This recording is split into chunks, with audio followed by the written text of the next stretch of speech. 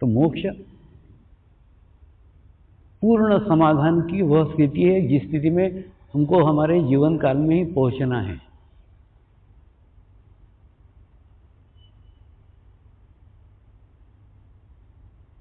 और मोक्ष के बाद में कोई दूसरा जन्म नहीं है।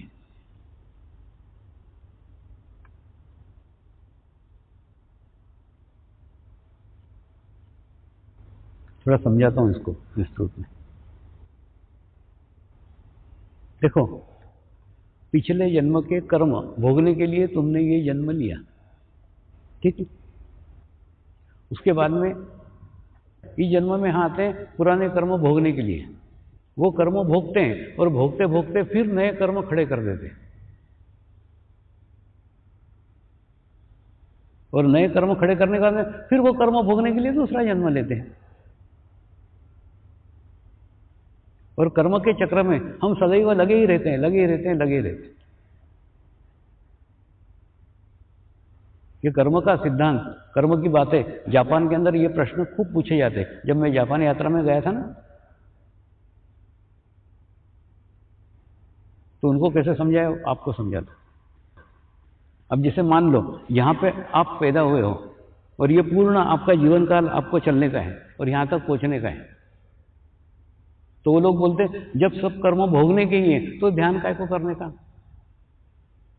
तो मेडिटेशन काय को करने का, जो होने वाला है वो तो होगा ही ना। मैंने कहा बिल्कुल होगा ना, लेकिन अगर आप ध्यान करोगे तो क्या होगा? ध्यान के माध्यम से तुम लाखों आत्माओं की सामूहिकता में जुड़ोगे, और लाखों पवित्र आत्माओं के सामूहिकता में जुड़ोगे तो क्या होगा ये कि जब तुम्हारा बुरा समय चल रहा है वो कब बीत गया तुमको पता भी नहीं चलेगा। मैं आपको समझाता हूं। देखो, जैसे एक पानी का गिलास है, उस पानी के गिलास में आप एक चम्मच काली शाही डाल दो, तो एक चम्मच काली शाही से पूरा गिलास का पानी काला हो जाएगा। हाँ, लेकिन वही एक चम्मच शाही तुम गंगा नदी में जाकर डालो हरिद्वार में, वो कहाँ चली गई पता ही नहीं चलेगा। तो गंगा नदी में जाकर के काली शाही गोरी हो जाती है क्या? नहीं, वहां पे भी उसका अस्तित्व काला ही रहता है, लेकिन नगण्य हो जाता है।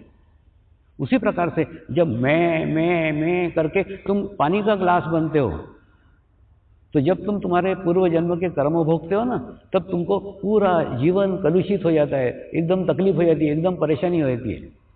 लेकिन तुम गिलास पानी की जगह गंगा का पानी बन जाते हो, नदी का पानी बन जाते हो, तो तुम्हारी कहाँ तकलीफ है तुमने भोग ली, तुमको तुम्हारा भी पता नहीं चलता। सामूहिकता में आने को इसीलिए कह रहा हूं। तो फिर से बताता हूं, तो जैसे ही तुम सामूहिकता में आते हो, ये भोगते हो ना, ये सारे कर्मफल भोगते हो। कर्म भी दो प्रकार के, एक कर्म वो जो तुमने पैदा होने के बाद में, अभी समझ लो 40 साल के हो, तो 40 साल के उम्र तक जो तुमने बुरे कर्म किए वो, उसका प्रभाव तुम्हारे शरीर के ऊपर है। और जब आत्म साक्षात्कार मिलता है तो पहले वो कर्म गुरु जलाता है, गुरु के माध्यम से कर्म जलते हैं, उसके बाद में ही आत्म साक्षात्कार मिलता है। तो ये कर्म तो तुम्हारे हो गए खत्म, माने इस जन्म के कर्म समाप्त हो गए, और जो पूर्व जन्म के कर्म हैं वो तो भोगना ही पड़ेंगे, वो आत्म साक्षात्कार के बाद भी भोगना पड़ेंगे। हाँ, लेकिन वो भोगोगे तब पता नहीं चलेगा कब निकल गए। क्यों? क्योंकि सामूहिकता में भोगोगे, कलेक्टिविटी में भोगोगे, गंगा नदी का पानी बन करके भोगोगे तो होगी चुभन, लेकिन चुभन पता नहीं चलेगी कि कब भोग लिए। हाँ, तो वो सब हो जाएंगे। उसके बाद में ये घूमते घूमते एक स्थान पे आओगे, जीवन के पड़ाव में एक स्थान पे ऐसी जगह आओगे जहां पे इस जन्म के कर्म समाप्त हो गए, पूर्व जन्म के कर्म भोग लिए, और दूसरा बुरा कर्म अब तुमसे हो नहीं रहा है, क्योंकि तुम्हारा आभामंडल इतना विकसित हो गया है, इतना स्ट्रांग हो गया है, इतना मजबूत हो गया है कि बुरा विचार ही नहीं आता। तो बुरा कर्म तो खूब दूर की बात है, तो बुरा कर्म तुमसे होगा नहीं, जिसके लिए तुम नया जन्म लेना पड़े। दूसरा, जो अच्छा कर्म करोगे वो अच्छा कर्म तुम सामूहिकता को समर्पित कर दोगे, गुरु को समर्पित कर दोगे, तो बुरा कर्म तुम्हारे पास होगा नहीं, अच्छा कर्म तुम अपने साथ बांधोगे नहीं। तो बताओ ना, एक शून्य का स्थिति तुमको तुम्हारे जीवन काल में प्राप्त हो जाएगा, जहां ना तुम्हारे पास अच्छा कर्म बाकी है ना बुरा कर्म बाकी है। जब तुम्हारे पास कोई कर्म ही बाकी नहीं रहा तो नया जन्म काहे के लिए लोगे? कोई निमित्त ही नहीं है, कोई कारण ही नहीं है, इसलिए तुम नया जन्म लोगे, कुछ अगला जन्म ही नहीं है। ये स्थिति मोक्ष की स्थिति कहलाती है, जब तुम्हारे जीवन काल में कोई कर्म ही बाकी नहीं रहे, बुरे कर्म हो नहीं रहे, अच्छे कर्म अपने साथ बांध ही नहीं रहो, तो कोई कारण ही नहीं है, कोई रीजन ही नहीं है जिस कारण से तुम नया जन्म लो। नया जन्म लेने का कारण केवल तुम्हारे कर्म है। जब कर्म ही शून्य हो गए तो नया जन्म ही नहीं है, कुछ भी नहीं, आगे का कुछ नहीं, शून्य।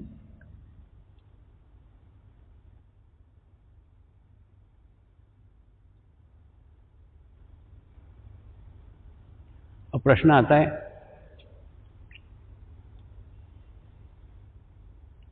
सद्गुरु के माध्यम से आत्म साक्षात्कार मिल सकता है। सद्गुरु के माध्यम से आत्मा अनुभूति मिल सकती है, और आत्मा अनुभूति मिलने के बाद में फिर हमारी सारी प्रगति है, फिर हमारा प्रोग्रेस है।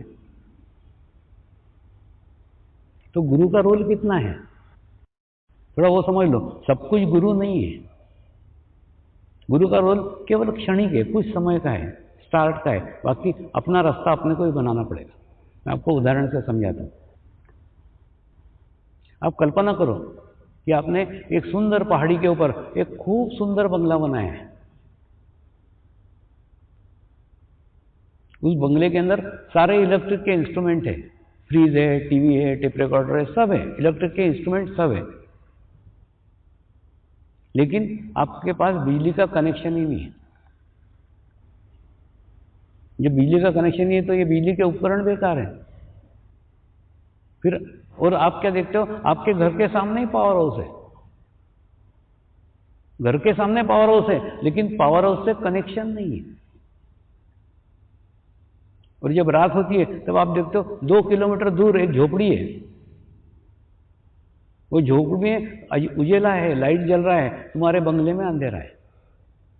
वो झोपड़ी है, तुम्हारा बंगला है, वो दूर है, तुम पास हो, लेकिन तुम्हारे घर में अंधेरा है, उसमें उजाला है। क्यों? उसका कनेक्शन उस पावर हाउस के साथ है, तुम्हारे बंगले का नहीं। फिर उस झोपड़ी को देख करके तुमको तुम्हारे जीवन में प्रेरणा मिलती है कि मुझे भी पावर हाउस का कनेक्शन मिलना चाहिए। तो फिर क्या करते हो, आप एक एप्लीकेशन देते हो पावर हाउस को कि मेरे भी घर में बिजली दी जाए, मेरे को बिजली का कनेक्शन दिया जाए। उसके बाद में पावर हाउस से एक इलेक्ट्रिशियन आता है, वो खंभे से लेके आपके घर तक, मीटर तक एक लाइन खींच देता है, और उसके बाद में आपके बंगले को लाइट का कनेक्शन देता है। वो इलेक्ट्रिशियन लाइट का कनेक्शन देने के बाद में फिर कहीं और चला जाता है, और वो कनेक्शन करने के बाद में आपको आपके घर के लाइट जलाना होंगे। फिर आप 0 का बल्ब जलाओ, 15 का बल्ब जलाओ, 30 का बल्ब जलाओ, 100 का बल्ब जलाओ, ऐसे बड़े बड़े फ्लड लाइट लगाओ, तुम्हारी इच्छा। और तुम्हारी इच्छा हो तो मेन स्विच ऑफ करके रखो, मत जलाओ, लेकिन इलेक्ट्रिशियन आके तुम्हारे घर के लाइट नहीं लगाएगा, इलेक्ट्रिशियन आके तुम्हारे घर में उजाला नहीं करेगा, तुमको तुम्हारा उजाला तुमको ही करना पड़ेगा। तो ठीक इलेक्ट्रिशियंस का रोल जैसा है ना, वैसे ही सदगुरु का रोल है। सदगुरु सिर्फ परमात्मा से आपका कनेक्शन करा देगा। कनेक्शन करने के बाद में आपको कितनी आध्यात्मिक प्रगति करने की है, आपको कितना आध्यात्मिक प्रोग्रेस करने का है, आपको इसी जन्म में मोक्ष प्राप्ति करने के क्या और जन्मों जन्मों का सफर करने का है, ये सब आपके ऊपर निर्भर है। वो कुछ नहीं करेगा, उसका रोल केवल इलेक्ट्रिशियन जैसा है। आपको कनेक्शन करा दिया, आपकी रामलीला आप जानो, वो तो चला और किसी बंगले में कनेक्शन करने को। बस इतना ही रोल सदगुरु का है। सदगुरु सिर्फ कनेक्ट करा देता है, कनेक्ट करने के बाद में अपनी प्रगति अपने को ही करना पड़ती है। सदगुरु कोई हथेली नहीं लगाता बाद में। नहीं मतलब खूब ज़्यादा तुम सदगुरु पे डिपेंड मत हो जाओ, और समझ लो पहले सदगुरु की भूमिका क्या है, तुम्हारी भूमिका क्या है। पावर हाउस यानी परमात्मा, बंगला यानी तुम्हारा शरीर, इलेक्ट्रिशियन यानी सदगुरु, वो उस पावर हाउस से कनेक्शन करा देगा, आपको अनुभूति भी आएगी, अनुभव भी हो जाएगा, और उसके बाद में आगे की प्रगति, आगे का प्रोग्रेस आपको आपका ही करने का है। दूसरा, सदगुरु ना हाईवे है।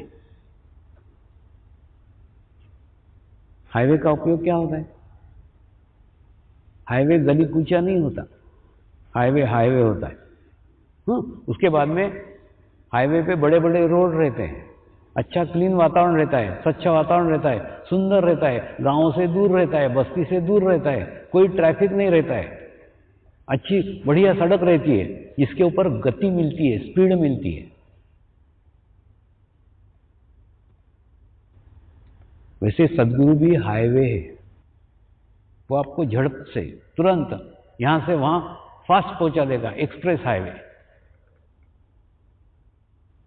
लेकिन सदगुरु कितना भी अच्छा लगा, उसको चिपको मत, उसको पकड़ो मत। हाईवे कितना भी अच्छा रहा, बैठ के वहां पे पिकनिक मना सकते हो क्या? नहीं है। यहां से कितना अच्छा तालाब दिख रहा है, चलो यहीं बैठते हैं गाड़ी खड़ी करके, पुलिस वाले आके डंडे लगाएंगे वहां अगर खड़े रहे तो। हाईवे पे रुकना मना है, सदगुरु को चिपकना मना है। सदगुरु के पास से हाईवे सरी का उसका उपयोग करो और आगे बढ़ो। और जिस प्रकार से हाईवे किसी के भी घर तक नहीं जाता, किसी का घर देखा है कि हाईवे पे, या मेरा घर हाईवे पे नहीं, किसी का नहीं है। हम हाईवे से केवल उस शहर तक पहुंचते हैं, उसके बाद में गली गली में से, पतली गली में से अपने घर तक पहुंचते हैं। तो जीवन में भी सदगुरु एक निश्चित समय तक आपको स्पीड देगा, आपको गति देगा, एक स्थान पे पहुंचाएगा। लेकिन जीवन का अंतिम क्षण का सफर आपको आपका ही करने का है। इसलिए अपने आत्मा को ही गुरु बना लो। अपने आत्मा को इतना शुद्ध करो, इतना पवित्र करो, इतना निर्मल करो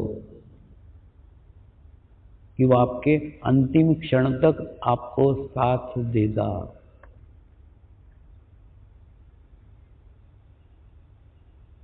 सदगुरु का उपयोग केवल हाईवे इतना करो, बस इतना ही करना है।